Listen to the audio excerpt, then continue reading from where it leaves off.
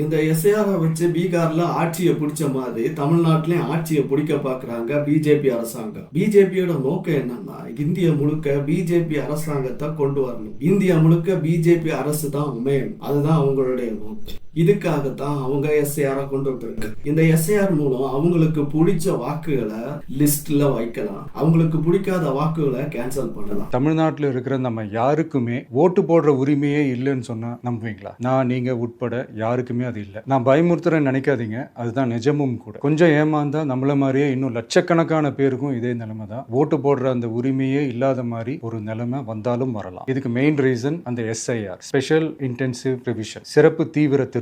இப்போ இந்த எஸ்ஐஆர் நம்ம தமிழ்நாட்டில் எப்படி ஒர்க் ஆக போகுது? கடந்த ஜனவரி மாசம் எடுத்த அந்த கணக்கெடுப்புல 6,36,00,000 வாக்காளர்கள் நம்ம தமிழ்நாட்டில் இருக்கிறாங்க. ஆனா அவங்க யாருக்குமே இந்த ஓட்டு போடுற உரிமையே இல்லை. அந்த பிஎல்ஓன்னு சொல்லுவாங்க, பூத் லெவல் ஆபீசர்ஸ், வாக்குச்சாவடி நிலை அலுவலர். அவங்க தான் வீடு வீடா போய் அந்த ஃபார்மை கொடுப்பாங்க. அதை நம்ம ஃபில்அப் பண்ணி கொடுக்கணும். அதை தேர்தல் ஆணையம் அதை எடுத்துட்டு போய் அதை ஸ்க்ரூட்டினைஸ் பண்ணி அது எல்லாமே கரெக்டா இருக்கான்னு செக் பண்ணி பார்த்ததுக்கு அப்புறம் அந்த வாக்காளர் பட்டியலை வெளியிடுவாங்க. அந்த வாக்காளர் பட்டியலில் நம்ம பேர் இருக்கணும். அப்பதான் நம்மளால ஓட்டு போட முடியும். அந்த புது பட்டியல் வர்ற வரைக்கும் நம்ம வாக்காளர்களான்றது அது உறுதியே செய்ய முடியாது. இந்த வீடியோ பிடிச்சிருந்தா லைக் பண்ணுங்க, ஷேர் பண்ணுங்க, கமெண்ட் பண்ணுங்க, மறக்காம சப்ஸ்கிரைப் பண்ணுங்க.